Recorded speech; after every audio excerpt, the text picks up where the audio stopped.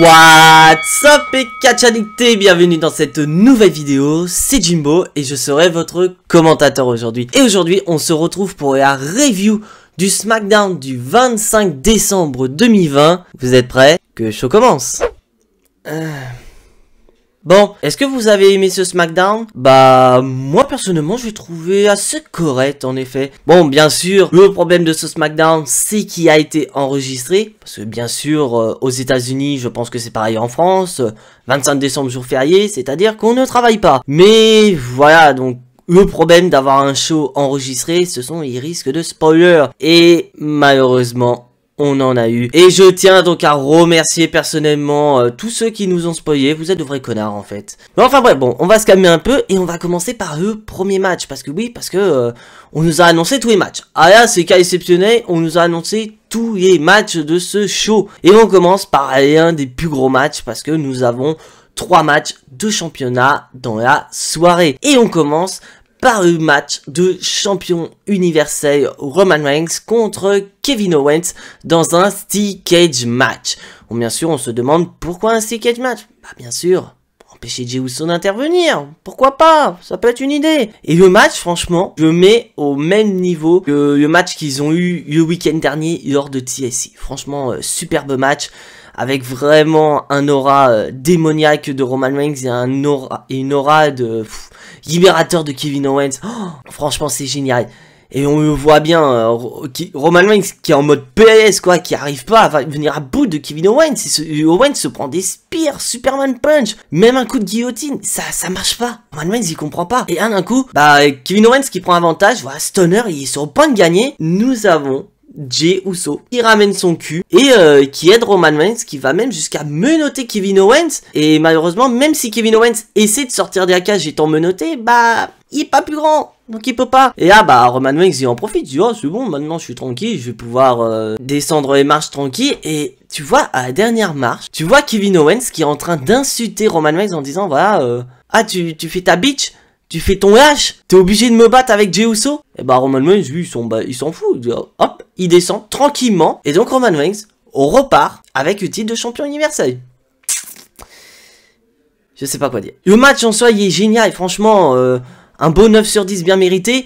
Mais ce qui casse ce match, c'est Jey Uso. Et ça, j'en reparlerai en fin de vidéo. Et là, on passe au prochain match, donc un des matchs qui avait été annoncé. Au début ça allait être un petit mystère, mais au final WWE ont décidé de casser le mystère, car en effet on nous avait annoncé que Charlotte Flair et Asuka allaient défendre leur titre de championne par équipe contre des adversaires mystères. Donc on pouvait toujours se poser des questions du côté de SmackDown. On pouvait dire bah tiens pourquoi pas le Riot Squad, ou encore pourquoi pas Billie Kay qui est en train de rechercher une partenaire, qui aurait peut-être pourquoi pas toqué à la porte de Carmella ou encore de Bayley. Et au final ça aurait donné une confrontation, et au final Asuka et Charlotte Flair qui conservent les titres.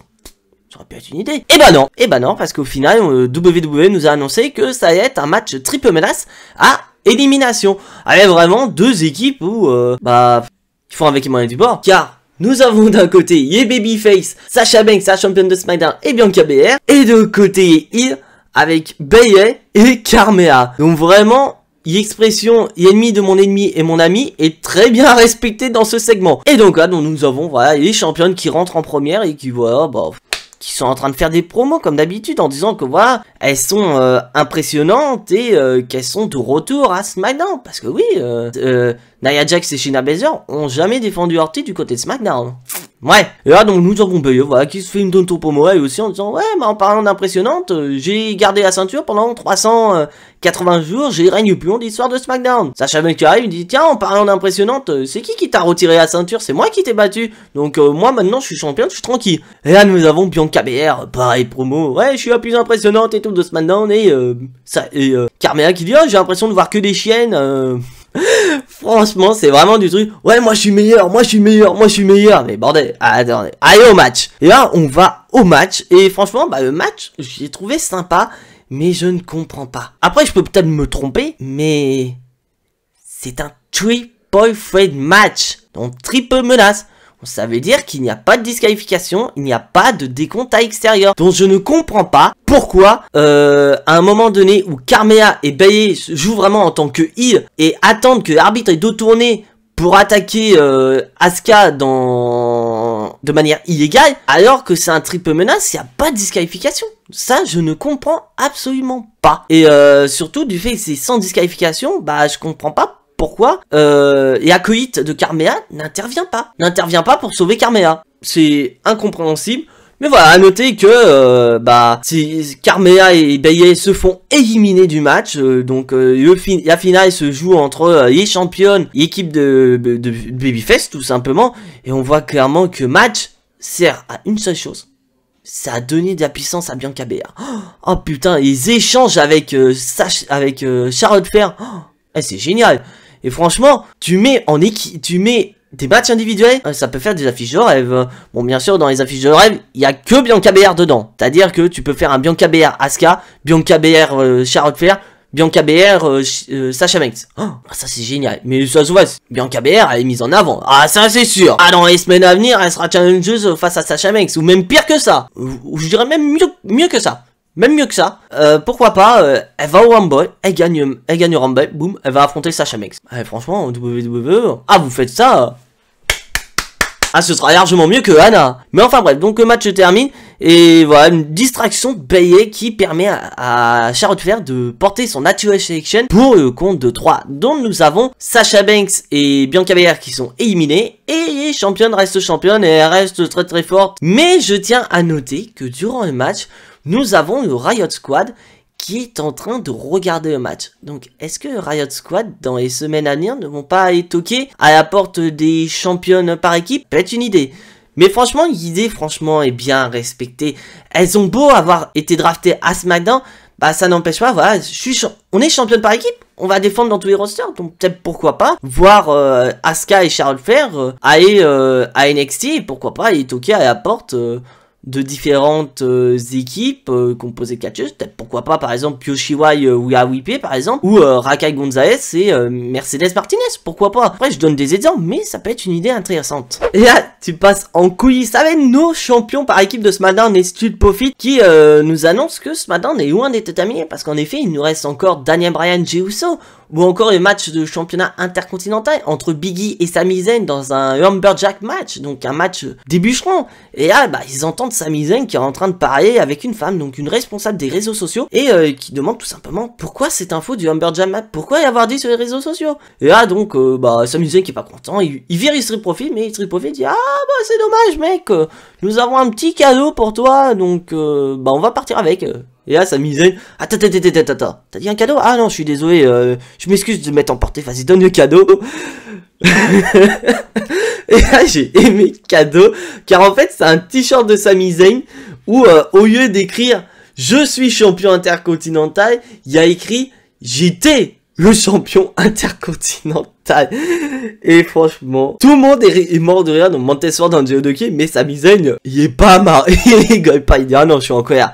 Et donc là, on passe au troisième match, Daniel Bryan contre Jey Uso, et à noter que durant l'entrée de Daniel Bryan, Jey Uso est arrivé et a détruit Daniel Bryan. Mais Daniel Bryan, voilà, c'est Daniel Bryan, c'est pas pour rien qu'il est leader du Yes Movement, c'est un battant, donc il continue le match, il dit non, moi je vais aller catcher, et au final, en soi, le match, il est plutôt bon en fait. Bon, bien sûr, le match a été mis en place pour vraiment finir la rivalité entre Daniel Bryan et Jey Uso, tout simplement, parce que, c'est Daniel Bryan qui a été attaqué par Jey Uso a baissé Bryan, et là on en finit, et victoire donc de Daniel Bryan, donc Daniel Bryan qui met un terme à cette rivalité, et on part en coulisses avec ce même Daniel Bryan qui, on lui pose la question, quelle va être la suite des événements maintenant que il en a fini avec Jey Uso. Et donc là, il dit, que pour le moment, il n'y a pas d'objectif en tête, mais il y a quelque chose qu'il aimerait bien réaliser, mais qu'il n'a jamais fait. Tu te dis, qu'est-ce qu'il n'a pas fait?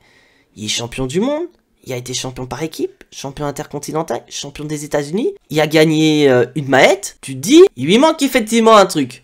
Est-ce qu'il va faire ça? Est-ce qu'il va l'annoncer? Eh oui, Daniel Bryan nous annonce sa participation au Royal Rumble match. Donc pour information, le Royal Rumble, aura lieu fin janvier sur le WWE Network. Donc bah déjà il annonce la couleur parce que bien sûr Royal Rumble arrive très très vite, donc faut bien lancer les participants, voilà, qu'on ait quelques noms qui se décident de participer au Royal Rumble. Et nous avons donc Sami Zayn là, qui gueule tout simplement en disant que c'est pourquoi pas Daniel Bryan qui aurait mis ce match en place entre Sami Zayn et Big E dans un Lumberjack match, car il dit voilà, tu veux pas me voir champion intercontinental, bah t'as mis ce match en place, mais le karma va te suivre, Daniel. Tu vas échouer au Royal Rumble parce que dernière participation de Daniel Bryan au Rumble, ça s'est pas très bien passé pour lui. Parce que je crois que sa dernière participation c'était en 2015. Il était arrivé en 10e position et il s'est fait éliminer très tôt dans le Rumble. Donc est-ce que ça va le suivre? Je suis curieux de voir ça. Et là, on passe au main event de la soirée. Le match des bûcherons entre Big E et Sami Zayn. Mais avant de commencer le match, on a les bûcherons qui arrivent. Bon, bien sûr, tu vois toujours le petit camp Babyface, Here. Donc on voit très bien comment ça va se dérouler. Mais à noter quand même 2 personnes qui sont présents alors que ils sont pas censés être à Raw ces gars-là, que nous avons Drew Gulak et nous avons Angel Garza, 2 catcheurs qui ont catché cette semaine à Raw. On peut se poser des questions, mais voilà, le match en soi il est très très bon, très bonne tenue de Big E, franchement j'ai adoré sa tenue. Et bien sûr on voit qu'il y a des moments où Sami Zayn est à l'extérieur, il se fait attaquer par les Babyface, Big E est à l'extérieur, il se fait attaquer par les Heel, et à un moment donné nous avons une bagarre générale des bûcherons. Et donc Sami Zayn en profite pour se tailler vraiment. Sauf que Sami, t'oublies un détail. C'est un match de bûcheron. Il n'y a pas de disqualification. Tu te barres, t'es pas décompté à l'extérieur, mec. Et d'un coup, il se fait ramener par l'équipe Street Profits, Gable et Otis. Et donc Big E enchaîne et porte son big ending pour le tombé final. Big E remporte pour la 2e fois de sa carrière le titre de champion intercontinental après 2013 même. Fin 2013, il avait remporté le titre intercontinental face à Curtis Axel et il avait perdu à Extreme Rules 2014 face à Bad News. Ouais. Et franchement, je suis très content de Big E, franchement. Tu t'es dit, ça y est, il est enfin champion intercontinental. Mais malheureusement, c'est le match qui a été spoilé sur les réseaux sociaux. Donc ça a retiré un peu de sa hype. Et franchement, je dis un énorme merci à tous les connards qui nous ont spoilé le match sur les réseaux sociaux. Et franchement, dans quel intérêt vous avez fait ça, quoi? Mais enfin bref, je vais me calmer un peu. Voilà, le show se termine avec Big E qui célèbre avec tous les Babyface, vraiment, Street Profits, Chad Gable, Otis, vraiment tous les Babyface de SmackDown. Et donc il est temps de décerner mes tops et flops de la soirée. Bon, malheureusement, on n'avait pas grand chose à dire. Et franchement, mon flop de la soirée, je vais peut-être me faire allumer la gueule, je vais peut-être me taper des pouces rouges sur la vidéo, mais je vais mettre le flop à Roman Reigns. Pas de manière directe, mais de manière indirecte, car pour moi, je m'explique. Roman Reigns est le top I de la fédération. Donc, Raw, SmackDown confondu, ça, c'est clair et net. Il dégage un de ses auras que le mec, il peut battre n'importe qui tout seul. Donc, je comprends pas pourquoi vous nous mettez Jey Uso. Donc voilà pourquoi je mets flop. À cause de Jey Uso. Parce que voilà, le match, il est très très bon, mais Jey Uso vient tout casser. Et ça m'énerve. Parce que Roman Reigns est capable de battre n'importe qui sans l'aide de son cousin.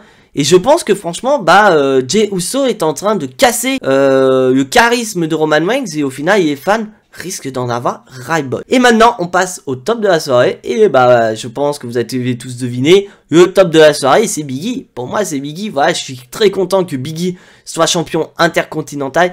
Et j'attends qu'une chose, c'est qu'il y ait l'opportunité d'un match de championnat pour le titre mondial. Parce que c'est vrai que beaucoup de gens se posaient la question, voilà, maintenant Big E est en solo, on va peut-être avoir un push majeur de Big E dans le roster. Et ça se faisait attendre depuis plusieurs semaines. Et là, Big E est champion intercontinental. Est-ce que le push est enclenché? Dites-moi en commentaire et dites-moi si pour vous, le push de Big E s'est enclenché ce 25 décembre 2020 à SmackDown. Donc voilà, cette review de SmackDown est officiellement terminée. Si tu n'es pas abonné à la chaîne, je t'invite à t'y abonner juste ici, à activer la petite cloche pour être notifié des prochaines vidéos et surtout lâcher un maximum de pouces bleus qui fait plaisir à la chaîne. Et on se retrouve demain pour une petite vidéo surprise. Mais en attendant, soyez tous très très fiers d'être des catch addicts. C'était Jimbo, je vous fais Des bisous et à la prochaine.